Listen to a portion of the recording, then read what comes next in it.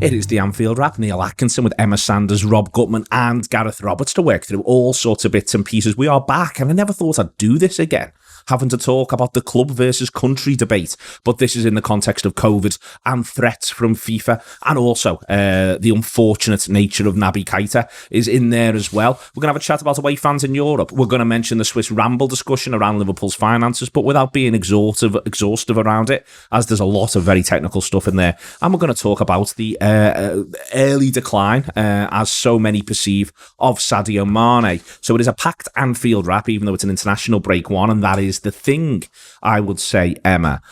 It's thrown into greater relief by virtue of the fact that the Brazil versus Argentina game is postponed last night off the basis of health officials getting on the pitch to confront the Argentinian players.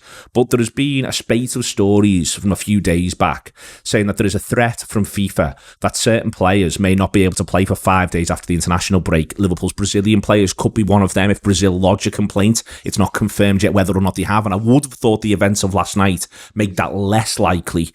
But nonetheless, we are just in a situation where these threats, this idea that players have got to go, when there's so many movable parts, so many movable little bits of this in terms of which country has which regulation, where and why, I think it is going to, we are on the verge, I think, of there being a major blow up between club and country. Yeah, it's an absolute mess. The whole thing's an absolute mess. And I think it's a bit of a power trip, isn't it, among organisations, because we were just having a little chat off there then. I think it's the fact that obviously there's no, FIFA don't have anyone to kind of... No one regulates FIFA. Yeah, no one regulates them. It's the same with all of the individual clubs. It's the same with UEFA. It's the same with individual governments of individual countries. Everything is so different and it's so movable that I think it's a really sticky situation. And I think, if anything, the events of last night, like you say, they've sort of helped Liverpool, because in a way there's an argument there to say, well, if we'd sent our players, they wouldn't have played anyway. And this is what happens if you try and regulate it in this kind of way. But it's kind of a bit of a no-win, because if they had sent them, they wouldn't have played. They would have had all this, palaver, and then, they would have had to quarantine when they come back, miss training time, miss games. Yet, by not sending them now, they're being threatened. They might potentially get fined. They might miss games anyway for Liverpool. So it's just all a bit of a mess. But I think you just got to use your common sense, and I think you've got to take it by case. And I also think you need to listen to the players, because I think mental health is a thing here as well. If players going on international duty and then having to quarantine in a hotel for 10 days afterwards. And physical health, frankly, they'll lose sharpness. Well, yeah. Do they want to be doing that? I would probably say no. On this, Rob, so I think this is an important part of this, is what happened yesterday in the Brazil versus Argentina game. You've got this Premier League scenario where essentially the Premier League have said, we don't want to send our players. Aston Villa and a couple of other clubs, Tottenham, coming to an arrangement with the players. They want to go and represent Argentina, but none of the Brazilian players go. What then happens is they're told that, wherever the paperwork is, the rule is you need to quarantine for 14 days if you're going into Brazil, currently from England, from the United Kingdom.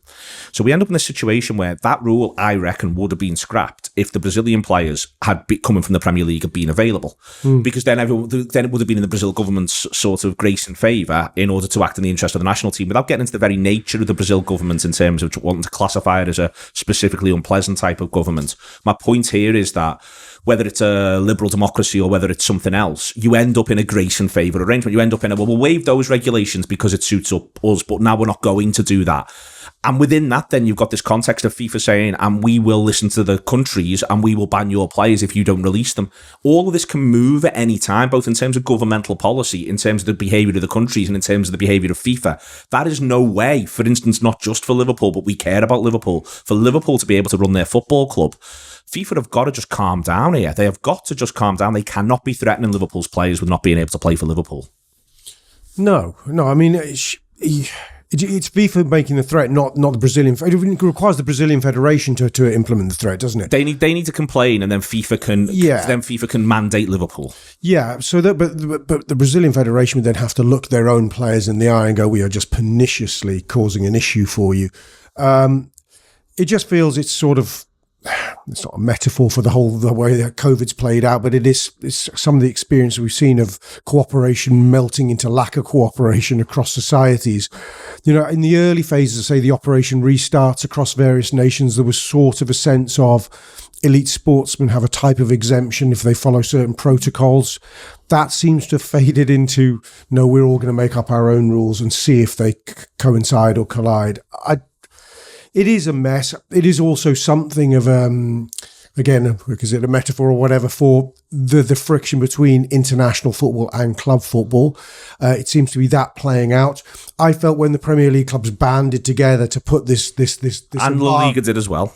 And La Liga did this embargo, they were using COVID to some degree. No, it was rational that they did it, but they certainly did it with a lot of glee, right? Quite frankly, because I felt all supporters of club sides felt that glee. Good, they don't have to go.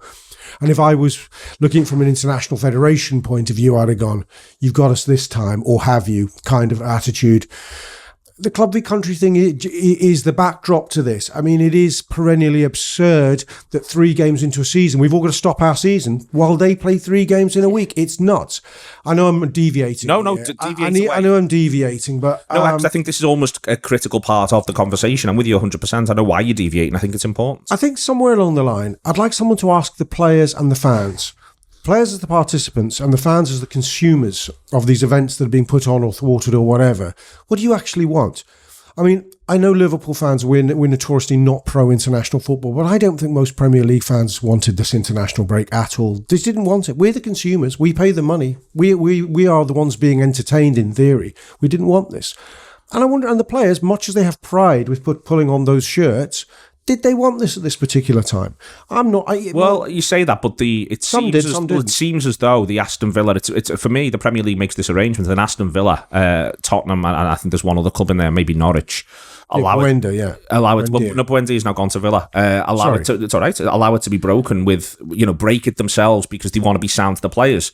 There's a bit of talk in Aston Villa social media circles that effectively these players just wanted to go and train with Messi because. It's an Argentinian thing within that as well, and there's bits and pieces. But those players who last night are able to play that game, the 4 players for whom it's a problem, they were, they could have chosen, I would say, not to go, Rob. They have gone, but these are the consequences now. In that they might just get put on the next flight back, and everyone goes from there. And it might be that they've got to be quarantined for 10 days back in this country, or it might be that there's various workarounds. But also the Villa's hierarchy has said that they'd agreed with their players and with the Argentinian FA. They didn't have to do the second game after the Brazil game, which is against Bolivia. And the Argentinian FA have said, we haven't agreed that. So that's why this is berserk, and everyone's opening themselves up to this madness. Yeah, it sounds like it is berserk. I mean, it obviously reached high fast, didn't it, with the Brazilian medical department or whoever they were on the pitch. They call Antivisa or something. I don't know what they were called. On the bloody pitch. I mean, that was bizarre behaviour in the extreme. I mean, what massive level of risk do they think they were being? Fair enough, asking for some sanction after the event or what have you, but it was berserk. I think there now needs to be a general calming down, but then again, the backdrop is nations don't behave calmly around each other, but there does need to be a calming down. Everyone goes, who's lost much here? Let's try and sit down, not sanction, not look to punish. Let's try and learn some lessons. There's another round of this nonsense to happen in 5 weeks' time. Let's get that bit right. There's 2 more rounds of it, yeah. And that's what worries me is I think it should be, I'd like to think, politically difficult for FIFA to put any pressure on Liverpool this time. But for me, this one's just a warm-up. I think that the murder is going to come October and November. Yeah, because they got a cram around in that they had to cancel, didn't they, as well? So it's going to keep on rumbling on. It just seems to me as well that no one wants to ever say this isn't going to take place. Like, no competition has stopped. No competition has been cancelled, really. I mean, it was obviously lower down the ladder in football because, apparently that doesn't count. But for the international football, all dead serious. Top level club football, all dead serious, and no one wants to back down. And it's a ridiculous situation. And you've got to also remember the government's role in all this. That once upon a time, not long ago, they were putting a bubble around football and allowing it to operate. Now they've burst it and said we're not arsed, crack on. The UK government was absolutely desperate to ensure the Euro 2021 final took place in this country. It waived all sorts of rules in order to be able to not get the players in, but to be able to get the dignitaries in. Exactly that, and knowing the risks, and then now it seems with this, they don't want to play ball, they don't want to make an exemption for players that are going away, which is part of the problem.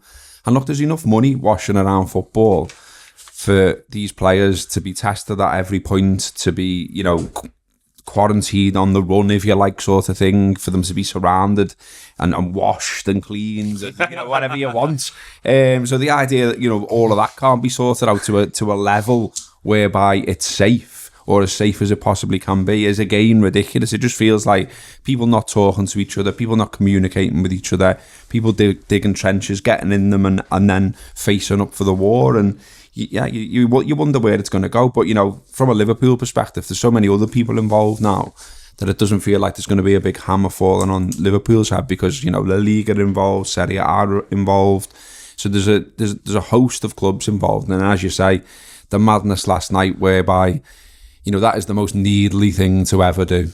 To come on the pitch 9 minutes in and just start grabbing players. It's like, well, I'm sure there was another way, boys. It was definitely deliberate, though. Yeah, of course it was. It was to create headlines. But what I think is quite interesting is what headlines did they want to create from that? I'm not sure that they've kind of, because it was obviously, the Brazilian government that stepped in.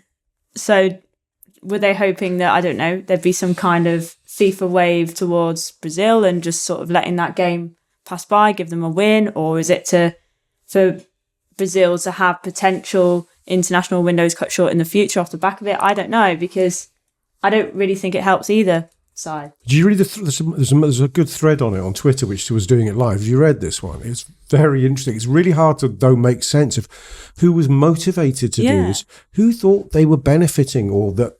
I can't spot a reason for a gain. It almost felt like some sort of what's the word?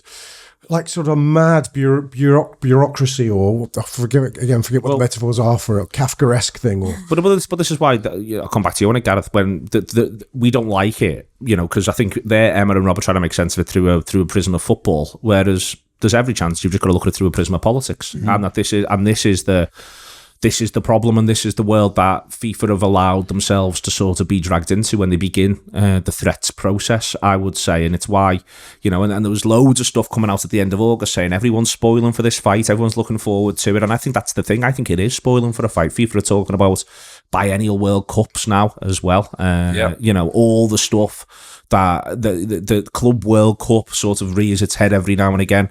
It just feels like this is another one of those battles. It's European Super League, it's Project Big Picture, it's et cetera, et cetera. It's another one of these, but this one's global. Yeah, it's wringing every last drop out of world class players, and it's what Jurgen Klopp was talking about ages ago when no one wanted to listen. And it's just more and more football for the sake of football, for the sake of television, for the sake of money. And somewhere at some time, something's got to give. Do you know what I mean? And it's ridiculous, but football's allowed itself to have all these bodies, and no one quite knows who's fully in control of what and when. And men with massive egos in suits all don't want to back down. Well, and I'll give you an example on this one, Gareth. Let's say, purely hypothetically, FIFA say we're not allowing those three footballers to play for Liverpool against Leeds. We're not allowing any of the Brazilian ones. That's it. 5-day rule. We're going to enact it. And then Liverpool play those players against Leeds United. And Leeds play Rafinha, because Rafinha is one of those as well. And the Premier League say it's sound. And that's where I worry that we're all going to end up. But also, where would our loyalties lie? We know exactly where our loyalties would lie. We will be backing Liverpool to the hilt. And like we said before, how do the players feel about it all? What do they think? Because surely their opinion counts in all this.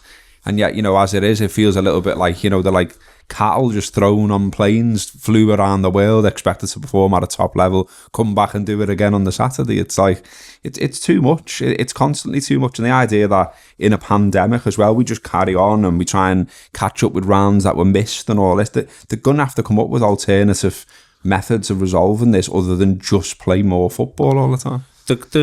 There's that, as Gareth says, Rob, there's the strain on the players, but as was mentioned before, there's the mental strain on the players, because I think where this probably ends up is FIFA, what they can and can't mandate.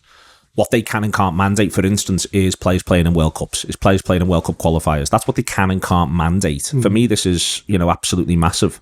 The can and can't mandate part is where these players are going to end up being put under massive pressure, I think, and be told, if you play for your club there, you're not going to be allowed to play the next 3 games for Brazil. Yeah, I mean, as I say, as a humble fan, I don't actually understand the jurisdiction. I'm beginning to realise I don't really understand the jurisdictions in world football anymore. I had no idea FIFA could stop Liverpool players turning out as Leeds in a Premier League game. As you say, the Premier League could defy it. Football governance, yes, it is bringing into sharp focus. Football governance is fucked, and we knew it was with the Super League.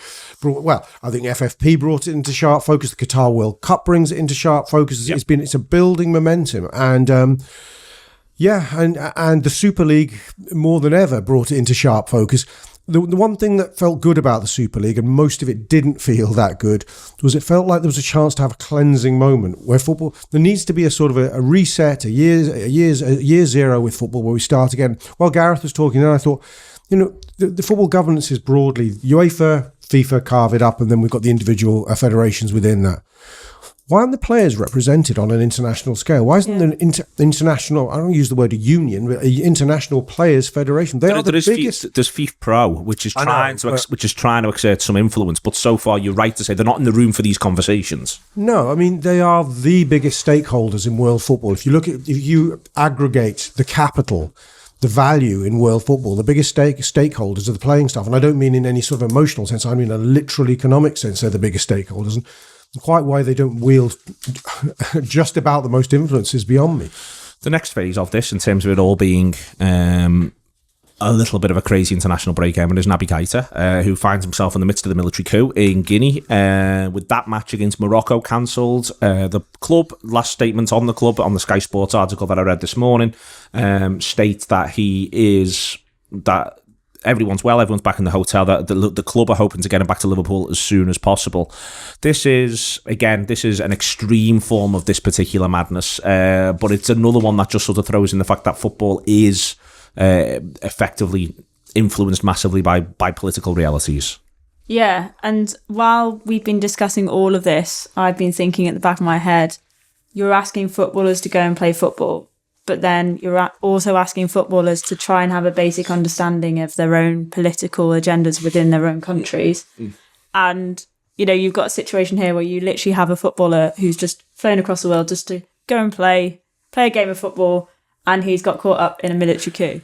And they can hear gunfire at the ground, supposedly was the thing that was said. They could hear gunfire in the stadium. That may be hyperbolic language, but it was what was being said last night. Exactly, and that's, for me, the whole concept of that is just absolutely bonkers, because if I'm putting myself in Naby's shoes and I'm thinking, I've just come here to play a game of football, what the hell is going on? What am I meant to do? What am I meant to say? Am I going to be in the wrong if I do this? Am I going to be in the right if I do this? And I think that in itself is a strain on modern day footballers that just wouldn't have happened. And it, like you say, it's because there's a huge crossover now between politics and football, and everyone says, "Oh, keep politics out of sport," but unfortunately, it plays a massive part in sport. It's important around the wider conversation as well within all of this, Gareth, to remember the African Cup of Nations, which is going to take place in January. Africa is an absolutely enormous continent. What is happening in Cameroon and what's happening in Guinea are two hugely disparate and different places. But within all of this is something that will have been in Liverpool's decision-making framework around the summer, one way or another. In the end, they've decided it's only a couple of games, and as Phil Blundell pointed out to me, Palace, who we face around the time that teams are off in the African Cup of Nations, also have 4 or 5 African players themselves, so they'll be weakened, including their best player in Wilfried Zaha. But my point is here, Liverpool are trying to plan, FIFA are trying to plan, UEFA are trying to plan, football clubs are trying to plan. Everything's really, really fluid. As we sit here now, Cameroon are on the amber list. They may be on the red list by the time we get to January, and that will again also cause another problem. Yeah, there's problems all over the show, isn't there? And no one knows, and everyone can just sort of do the best. And look, I always think it's quite funny in a way that at the top of any organisation in any field, you have people who are bosses, and you have whatever else, but it always comes to, there will be situations where they're making it up as they go along. Yeah. And that's where we are with a lot of this, because no one's experienced it before, no one was expecting it. There's no rule book, there's no handbook. Exactly, and obviously it's been with us now for 18 months or so, and people are sort of, the old classic building the plane while trying to fly it, and that's what we see unfolding. I mean, I was just reading about Naby there, and Liverpool saying they're in regular contact with him, the confidence he's in safe hands and things like that. It's also probably telling that Morocco were allowed to get off. Yeah. So, they were allowed to fly out on Sunday. So you would think at some point soon, The players are allowed to leave because clearly it's nothing to do with them. It's just about keeping them safe and making sure they can get out safely. But yeah, I mean, it's also, I guess, something that makes you think about football again. And, we obviously treat it sometimes like it's the most important thing in the world, and quite clearly it isn't. Quite clearly it isn't. Gareth, come back to you on, again, the other thing about making decisions. There's going to be UEFA's guidance handed down. And this is all the same thing in that, as you're saying there, there's no handbook for this. No one plans as to how to deal with all the COVID stuff. Everyone is still working it out around this. Last year, it was crystal clear what was happening with supporters. Liverpool play 2 very strange games against Leipzig. They play against Real Madrid in a training facility, which I still think was just berserk in a lot of ways. But this time, there can at least be full crowds at Anfield for the game against AC Milan, which is in no time at all, I would sort of point out. And Milanese supporters still don't know if they can come to Liverpool. They still don't know if they can get tickets for that match. There's still all sorts of question marks around that. Decisions expected in the next couple of days. But what I would say, and why this is really hard, and I've got some sympathy with UEFA on this, is any decision that they make around September has still got to hold true in December at the very least. And I think that in everything we've seen through the pandemic that we are still living through, whether or not it feels like it one way or another, reality is really strange at the minute.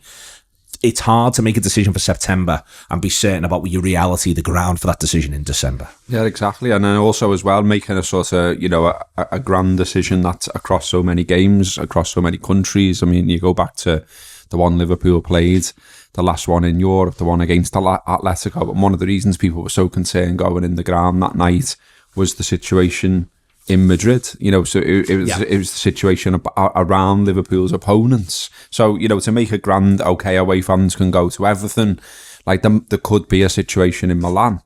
And to me, the common sense thing is to try and apply it game by game rather than sort of across the whole round of fixtures or whatever. So if there's a situation in Milan where you're going to have to say no to Milan's fans and it's just going to have to be home fans if it's fine here. And, it's that kind of thing. But all that's a ball. Like, obviously, loads of people have had the situation around holidays. It's going to be, I would guess, the same situation around fans who want to gamble about whether they can go. I mean, we all know, I'm sure, loads of Reds who've bought a flight to Milan, not knowing what they can do, not knowing whether it's a bargain or not, and just waiting to see. Do you know what I mean? And it's going to be loads of that game, I think, all the way through.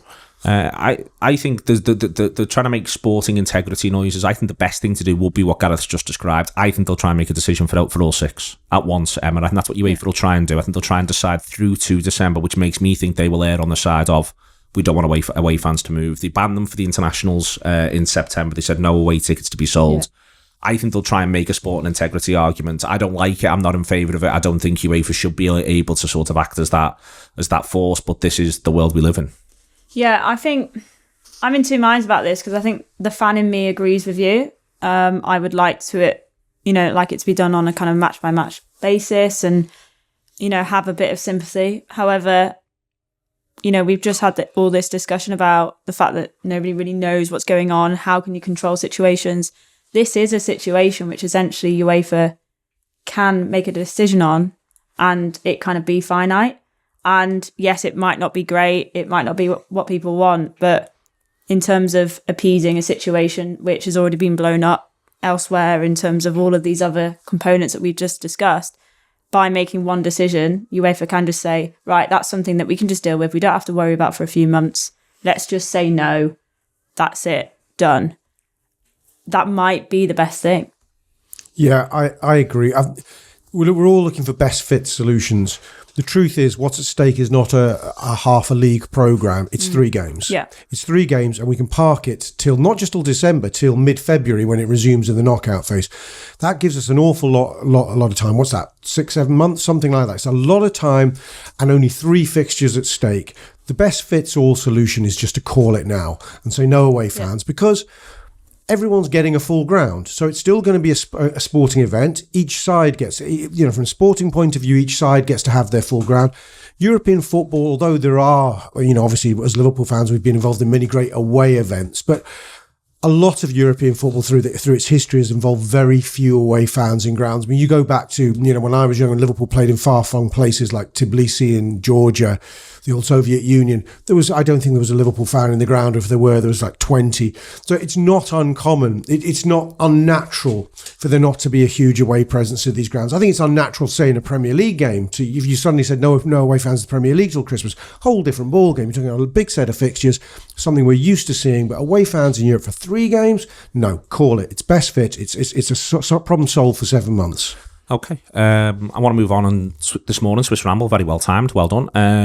Pulled together a thread around Liverpool's finances on Twitter. I know a lot of people who listen to this aren't on Twitter and don't want to get pulled into it, but that's where Swiss Ramble does his work. He is quite clearly, I would say, the best sort of public financial commentator around the finances of football on a club by club and also on a league by league basis. That said, I don't want to exhaust this, not least because a lot of what he's put in is very technical indeed. I just want to sort of flag it for people that it exists. I'll have a very quick chat about it. The thing I take away from it, Rob, is the numbers suggest a number of things, but the numbers suggest that the club is operating at its maximum without taking out further loans one way or another.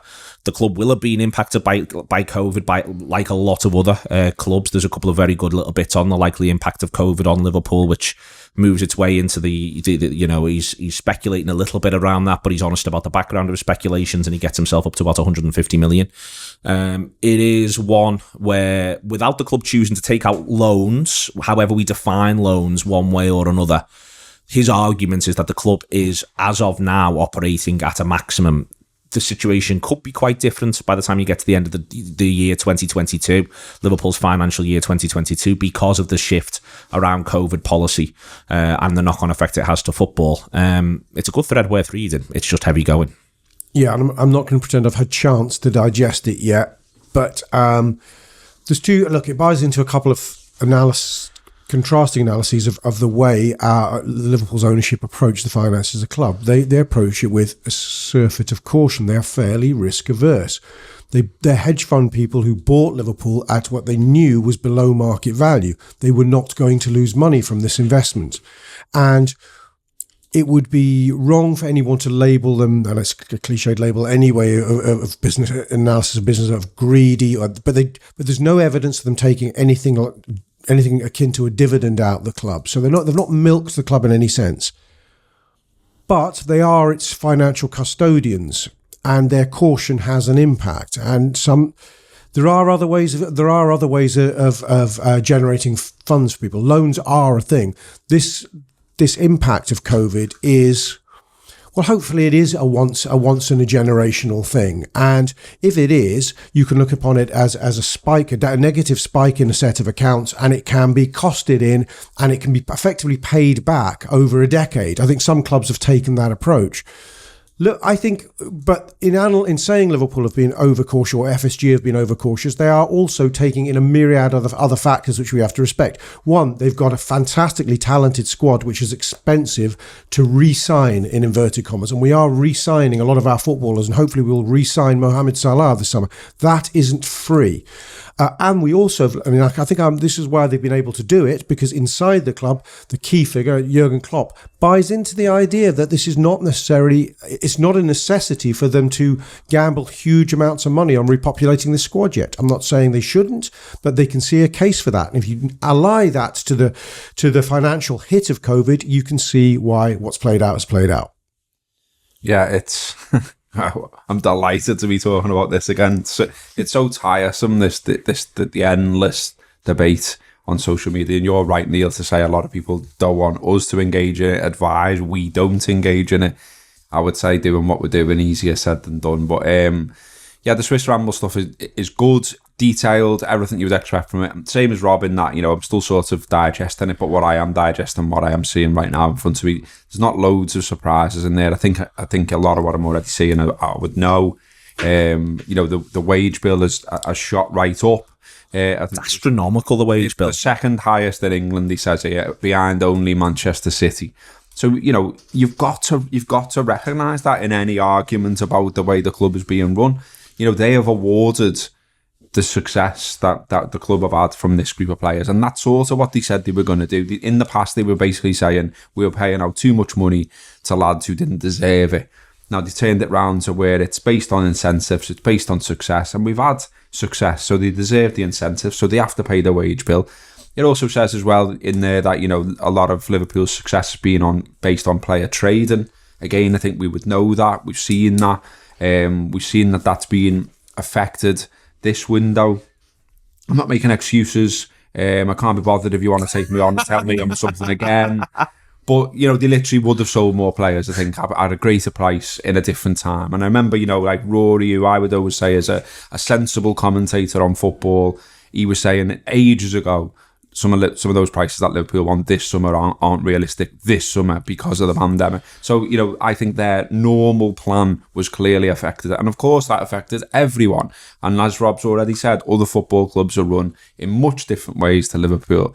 Also, what is always in these things, and is always a bit scary for my mind and a bit annoying, is that no matter what happens with Man United, they just always generate loads of dough, don't they? And it's always more than it's Liverpool. Mad how they're still pulling in 70, 80 million more commercial income. No matter how many mad partners we get that people take the piss out of, United are still doing 70 or 80 million more commercial income, no matter how shit they be. They haven't won a fucking pot worth anything for years. That's what I don't get. And yet there it is in black and white once more. So, no, I think it's really worth a read for people who do, you know, want to know about all this and the ins and outs of it. I mean, I'd love... You'd love not to. I'd love not. We'd all love not to, I think, yeah. I'd love to go back to the days where we weren't talking about it. There's loads of terminology that, you know, is still relatively new to me because it's literally accounting. And it's like, you know, I just wonder why accountants become so important in football. I'd love to be, you know, just smell fried onions and beer and piss and watch footy. Do you know what I mean? It's all got a bit... Strong piss argument from Roberts that no one saw coming. You remember the piss, don't you? That's pissy football, isn't it? Actually, away, apart from away, very pissy away. Sorry, you make an interesting point there, though, because my sister's an accountant, and I literally sent her that thread this morning and said, "Can you explain this in simple terms to me?" But no, I what did she come back with? No. I know, but she actually came back and said, "I haven't got time, sorry." I was like, okay.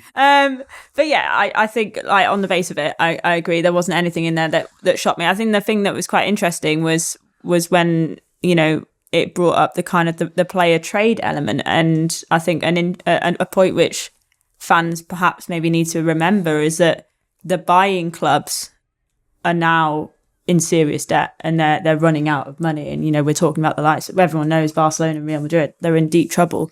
So that will obviously affect Liverpool's policy in terms of selling players, because they're not going to get the same value for money as they perhaps were before, because the actual, you know, the buying club in the market is kind of reduced in that sense. So I think that's interesting. But then at the same time, Liverpool have been sustainable. Do you know what shocked me early on in that thread, actually, just a bit of an aside, but linked to what you're saying, Emma, is Liverpool, of the big clubs, haven't got the lowest net spend this summer. I think Liverpool's net spend is -10 or something, because we brought in 40-odd and we've paid out for Konate. Chelsea have done best, despite spending 105 on Romelu Lukaku. And what shocked me, I thought, what the fuck have they sold? And then you go, for the best part, 30 million. Tammy Abraham, Zuma, and the other fellow, Tomori. Yeah. So the 26, 32, it adds up to about 100 million. I thought... And they've done a lot of bits on top and loans as well. Lots of bits around there, lots of loans, people, wages shifted out here and there. But I have thought this, and obviously they started from this privileged base of being funded by Abramovich's billions. But Liverpool, we say we do well with the trading. We've done well when we've traded big, like we're selling Coutinho. But we haven't. I don't think we trade in our fringe players the way at Chelsea. What they've been, I'd say they've been. It's just an interesting aside. This I don't have any grand points for it, but they've been very good at getting their players out to top league clubs and therefore getting better fees for them. And I do wonder. You look at someone like a Curtis Jones. I think if he played for Chelsea now, I think he'd be on loan at Norwich or Southampton and doing really well and worth 35, 40 million come next year. But we tend not to take that kind of risk. But I think it's because, and this is where Chelsea, I think, for me, Chelsea I'd love someone to write a book solely about the way Chelsea have run themselves post Abramovich coming in, because I think there's a genuine change in strategy that happens at one point, in that they've always got that the billions to fall back on. But I think there's a point where in around 2010, Chelsea see what's coming down the track with financial fair play and effectively just acquire a load of footballers and invest a lot of money into an academy off the basis of, we can just keep this going. We can just loop these around, move them, buy one, shift one, every single one that goes for this much, we bring another 3 in. And a genuine, like they were the first team to have a loan manager. I think they've strategized, Chelsea, and I think because there's the billions, we just sort of presume that they don't need to strategize. I think they have a plan. They're not asked as well. Ultimately, they're not asked about like welfare of players or how players feel. Look at Ross Barkley right now. I don't think he's even in the squad, is he? No, he's just kicking around there, and like Liverpool wouldn't do that. And Liverpool wouldn't do that from a business perspective, but Liverpool wouldn't do that in that the manager wouldn't want to do that to a player. It's like, we all at different times have probably said, well, why won't Origi just go, sort of thing. And other managers and other clubs would make him go with a series of methods, if you like that. Liverpool just wouldn't employ, they wouldn't do it because their culture behind the scenes isn't to do that.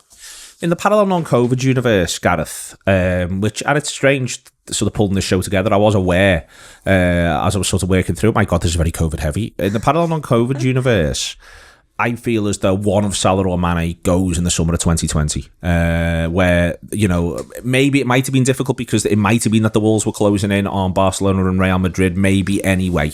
But I suspect that one of them possibly goes in the summer of 2020. We all get our big parade, wonderful time supporting Liverpool, feel absolutely great about it, and then a period of renewal comes and it goes from there. I still think that is a little bit of a mini thing where I think that's what Liverpool will have planned for in order to move one on and bring 3 in from the back of that, and that's what they will have planned for. And it is almost worth remembering, and not as a positive or a negative, again, this isn't me sort of sticking up for anybody or anything like that, it's just, for me, I think it's an interesting thing that Liverpool will have had a plan that will have been ruined from March 2020. Yeah, and so will other people as well. Other clubs as well, yeah. Other clubs as well, but also individual players. So, I think it's really interesting now, the Mo Salah stuff, because, the way Mo acts and plays and is the consummate professional versus the way his agent acts and things he does, don't tally for me, and I don't get it. And we had this sort of story out the weekend, which has already been, played down by the club about he's asking for 500 grand a week.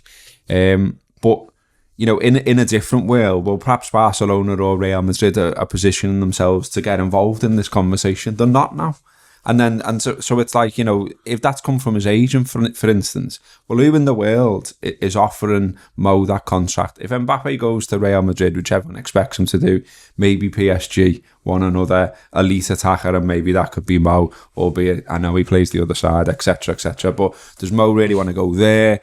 Mo seems to be quite happy here, etc., etc. Like all everything's shifted and moved from where it was probably 18 months, 2 years ago, hasn't it? So it's all very difficult, all very different. And yet, Liverpool may well have had a plan. Mo might have had a plan. You remember him saying this stuff about he wouldn't rule out playing in Spain and stuff like that. Well, you might have to now, mate, because you're 29. The 2 clubs in Spain are skint. The one that has got some kind of money that it's found down the back of the couch wants to spend it on Mbappe, and then it will be skint again, you would have thought. And that doesn't leave a lot of other options for him. Okay. On Salah, as Gareth's mentioned there, there's a film company that are making a really interesting documentary about him, and they've been in touch with us, and they just want a little bit of help from us. So if you want to email neil@theanfieldwrap.com, if you've got any sort of either secret stories about Mo in terms of his time around Liverpool. Bloody hell. Fucking hell, Rob. Come on, I'm better than that. Neil, like when he paid for the petrol for everyone. Yeah. That kind of stuff. Yeah. Remember that? Yeah. He was, someone spotted him at a garage in Liverpool, had a chat with him, and loads of people were made up to see Mo at the garage, and he got the petrol. He got the petrol in. Got the petrol in for everyone. There was that lad who wasn't the lad who ran into a lamppost or something? Yeah. And then Mo got a picture with them. And then everyone said it looked like Mo had chinned them. It's just the lad was so desperate to let on to Mo, he ran into a lamppost. Yeah, so Neil A at the AnfieldWrap.com, if you've got anything that sort of falls into those categories as Gareth's just sort of described in there, or footage that you've had of goal celebrations, of moments that Salah's been part of. He's fascinating, Mo Salah, he really is. He's the argument, and one of the things that this film is positing is the idea that he is the most culturally significant footballer in the world at the moment, and certainly for the last 5 years or so, and I would agree with that. I find him fascinating as well in terms of his multifaceted different levels of cultural identity, up to and including being a Liverpudlian. And in terms of sort of trying to help this film, I want that aspect of it to be in there as much as possible, because I do view Mo Salah as a Liverpudlian icon as much as he is all the other forms of icon. So Neil A at theanfieldwrap.com for anything that you've got on that. As I say, either footage of celebrations that maybe no one's seen before, you've shown your mates that you were part of, or anything like that, or any stories about him that you may well have. Neil A at theanfieldwrap.com. Moving on to his teammate Sadio Mane, Emma. In conversation, I've noticed it's just become a little bit of an article of faith around some people that we just sort of get to say that Sadio is in the midst of some sort of terminal decline that is going to be a problem for Liverpool. My first sort of response to that is, in pre-season, that didn't really feel like a thing. It didn't feel like a thing anyone was saying. There was actually a lot of chat about how fresh he looked. Yeah, it's really bizarre, this argument that sort of keeps popping up. I mean, quite clearly last season he wasn't on the same level that he was the season before, but I think that was the case for the majority of the Liverpool squad. Yes, he looked sharp in pre-season. You know, he did well in the first 2 games, and then he was quite poor against Chelsea. So is it off the back of a bad game? I don't know, but I think it comes down to actually what we've just discussed, actually, in terms of this long-term plan of selling either one of Mane, Salah, and perhaps Firmino you'd put in that mix. And I think it's, you know, it goes without saying that Firmino won't have the same market value. I think that's fair to say. So if it's a case of one of Mane or Salah, then you'd probably say Mane would be the one that you would prefer to lose. So I think this is where this comes from. Is it a case of fans kind of feeling like they have to choose one or the other and saying, oh, well... And they're both contract renewals at the same time, exactly, up at the same time, same age. So is it, oh, well, Mane's done, he can move on? Is that where this comes from? I think possibly. I thought we all thought, Gareth, around the sharpness pre-season, it was there. Scores versus Burnley. He is poor versus Chelsea. He was out very wide against Chelsea. He was narrower than normal, especially against Burnley, but also Norwich. Thought Azpilicueta also just plays well, and that's something that we sometimes we don't allow, with the idea that this defender who's been at that level for 11 years. Listen, I thought Mane could get all over, and I think if Mane plays well, he gets the best out. He gets the better of that battle. As it is, it doesn't quite happen for Mane, and then Azpilicueta plays really well. But I am stunned with the level of how written off Sadio suddenly sort of became by Liverpool supporters. Yeah, I mean, that side didn't operate at all for Liverpool in that game. It wasn't just Sadio. You know, obviously Robertson was rusty that day and didn't look at his best. You know, Henderson had changed sides as well, and it just not very much happened down that side, full stop. So I think maybe Sadio got a bit frustrated, and I think sometimes a frustrated Sadio is not a good Sadio, and an angry Sadio is sometimes good. But yeah, maybe you know, I feel as though there's more than the reason of him just being poor on that day, and it's a bit early to sort of be judging him. All that said, I think last season, of course, you know, there was a drop off.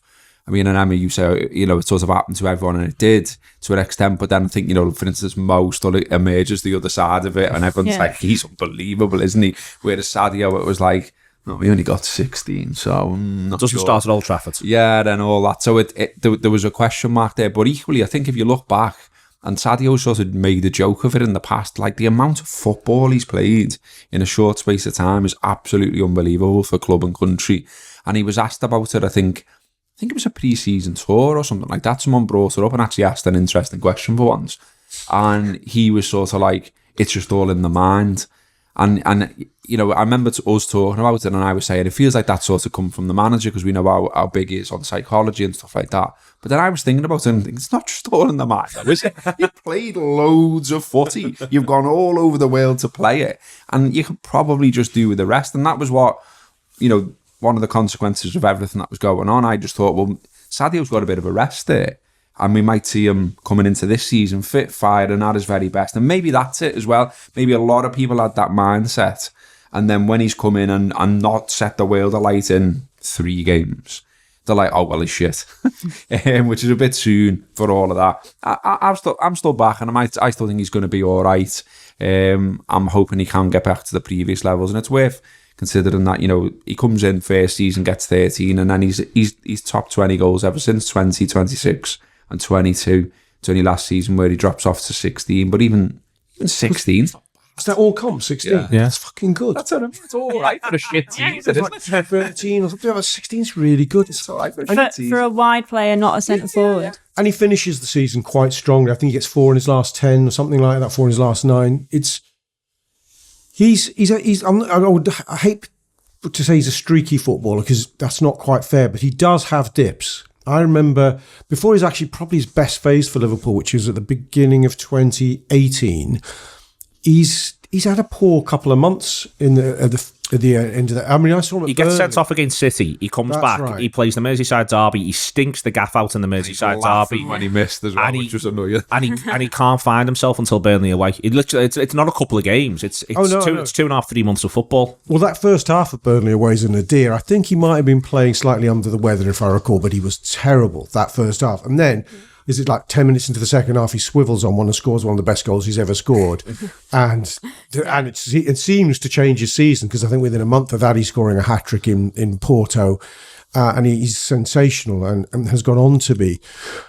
I don't think his decline was any sharper than anyone else's last season. As Gareth says, the stats show that's a perfectly respectable season when you're looking into totality. He did look poor against Chelsea. I'm a massive fan of Sadio, and I think people sometimes rush to criticise him. I do think he was very, very poor against Chelsea, and strangely so. I think there are reasons. Liverpool's whole attacking emphasis was played down the right-hand side. Having said that, I think you're able to say, I think and hope Sadio Mane can have another swan song period. But at the same time, he hasn't been at his peak over the last year. And Bobby Firmino hasn't been at his peak over the last 18 months to 2 years. Both are salutary reminders that whilst our front three are very resilient physically, in terms of they don't have long injuries, they are entitled to dip off in form. And that's something I wonder if we've legislated for enough within our transfer strategy without wanting to reopen that Pandora's box, but you know what I mean. I do indeed. I did some little bits around stats, but he underperforms massively, as said. August 17 really through to January 18. Then from January 18 to June 20, massively overperforms in front of goal, up against expected goals. It's sustainable enough that he manages to do it for that length of time. Let's bear that in mind. But it is within there. Last season, he's slightly worse than expected goals, other than the run between Newcastle away and Fulham at home, when he stinks, as does absolutely everybody. General performance radars, he's not as good 2020, 2021 as he was previous years, but he's not a world away. It's not night and day in terms of that, in terms of the cold, hard stats.